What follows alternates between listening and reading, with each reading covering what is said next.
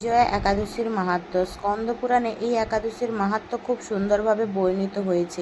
মহারাজ যুধিষ্ঠির শ্রীকৃষ্ণকে বললেন, হে বাসুদেব, ফাল্গুন মাসের কৃষ্ণপক্ষের একাদশীর মাহাত্ম্য অনুগ্রহ করে আমাকে বলুন। শ্রীকৃষ্ণ বলেন, হে যুধিষ্ঠির, এই একাদশী বিজয়া নামে প্রসিদ্ধ। এই একাদশী সম্পর্কে এক সময় দেবশ্রী নারদ স্বয়ং ব্রহ্মাকে জিজ্ঞাসা করেছিলেন। তিনি এই প্রসঙ্গে যা বলেছিলেন তা আমি এখন তোমাকে বলছি। এই পবিত্র পাপ বিনাশকারী ব্রত মানুষকে জয়দান করে বলে বিজয়া নামে প্রসিদ্ধ।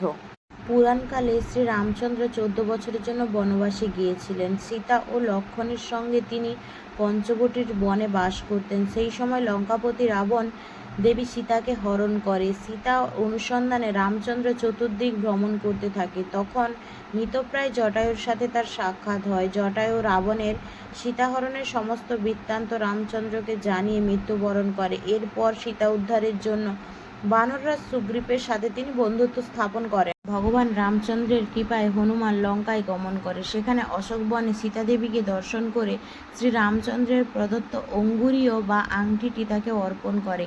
ফিরে এসে শ্রী রামচন্দ্রের কাছে লঙ্কার সমস্ত ঘটনার কথা ব্যক্ত করেন। হনুমানের কথা শুনে শ্রী রামচন্দ্র সুগ্রীবের পরামর্শে সমুদ্র তীরে যান। সেই সমস্ত দুরন্ত সমুদ্র দেখে তিনি লক্ষ্মণকে বললেন, হে লক্ষ্মণ, কিভাবে এই অগাধ সমুদ্র পার হওয়া যায় তার কোনো উপায় খুঁজে পাচ্ছি না। উত্তরে লক্ষ্মণ বললেন, হে পুরুষোত্তম, সর্বজ্ঞাতা আদিদেব আপনি, আপনার আমি কি উপদেশ দেব? তবে বাগদল্লভ নামে এক মুনি এই দ্বীপে বসবাস করে। তা এখান থেকে 4 মাইল দূরে তার আশ্রম। হে রাঘব, আপনি সেই প্রাচীন ঋষিশ্রেষ্ঠকে এর উত্তর জিজ্ঞাসা করুন। লক্ষ্মণের মনোরম কথা শুনে তারা সেই মহামুনি আশ্রমে উপনীত হলেন। ভগবান রামচন্দ্রকে ভক্তরাজ সেই মূর্তির প্রমাণ পেলেন। মুনিবর রামচন্দ্রকে পরম পুরুষ রূপে জানতে পারলেন। আনন্দ ভরে জিজ্ঞাসা করলেন, হে রামচন্দ্র, কি কারণে আপনি আমার কাছে এসেছেন তা কৃপা করে আমাকে বলুন। শ্রী রামচন্দ্র বললেন, হে মুনিবর, আমরা আপনার কৃপায় সৈন্যসহ এই সমুদ্র তীরে উপস্থিত হয়েছি।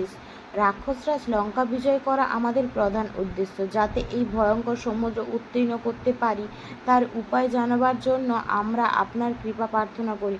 মুনিবর প্রসন্ন চিত্তে পদ্মলোচন ভগবানকে বললেন, হে রাম, আপনার অভীষ্ট সিদ্ধির জন্য যে শ্রেষ্ঠ ব্রত করণীয় তা আমি বলছি। ফাল্গুন মাসের কৃষ্ণপক্ষের বিজয়া নামক একাদশী ব্রত পালনে আপনি নিশ্চয়ই সৈন্যসহ সমুদ্র পার হতে পারবেন। এই ব্রতবিধি শ্রবণ করুন। বিজয় লাভের জন্য দশমীর সোনা, রূপো, তামা অথবা মাটির কলস সংগ্রহ করে তাতে জল ও আম পাতা দিয়ে সুগন্ধ চন্দন সাজিয়ে তার উপর সোনা নারায়ণ মূর্তি স্থাপন করুন। একাদশীর দিন যথাযথ প্রাতঃস্নান করে কলসের গলায় মালা চন্দন পরিয়ে উপযুক্ত স্থানে নারকেল ও গোবাক দিয়ে পুজো করবেন।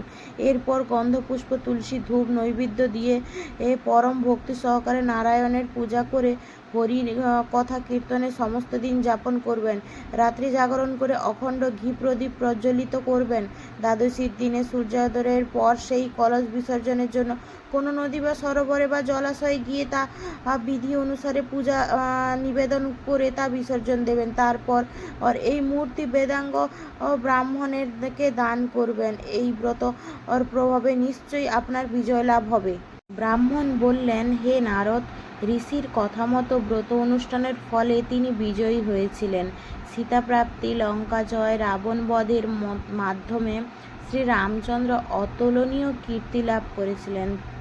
তাই যথাবিধি যে মানুষ এই ব্রত পালন করবেন তাদের এ জগতে জয়লাভ এবং পরজগতে অক্ষয় সুখ সুনিশ্চিত জানবে। হে যুধিষ্ঠির, এই কারণে এই বিজয়া একাদশী ব্রত পালন অবশ্যই কর্তব্য। এই ব্রত করা কথা শ্রবণ কীর্তনের মাত্রেই বাজপেয় যজ্ঞের ফল লাভ হয়।